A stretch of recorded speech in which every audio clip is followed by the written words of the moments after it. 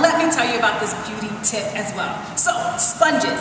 They're inexpensive. Well, this one's a little bit expensive. This one is very, very inexpensive. Are great things. Besides applying liquid and cream foundation to the skin that we all know that you can do, they are like erasers. So you want to use a clean sponge, okay? And that will clean up any mistakes that you made easy peasy, beautifully, really quick.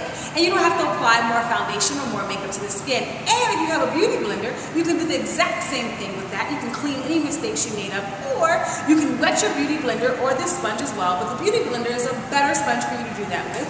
You're going to wet that a little bit, and you can apply any cream or liquid foundation to the skin, and it will sheer it out just a little bit, so you get more of like a tinted moisturizer type of look.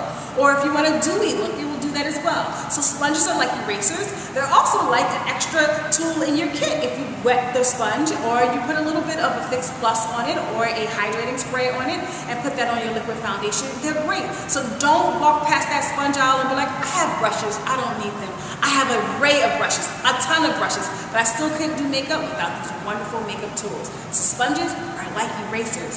Wow, look how cool that is.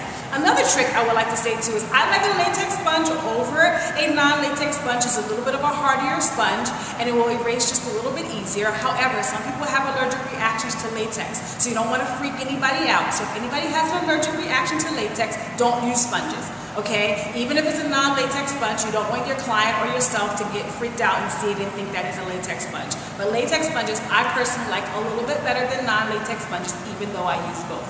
And a latex sponge or non-latex sponge, both can act like an eraser. I hope you learned something.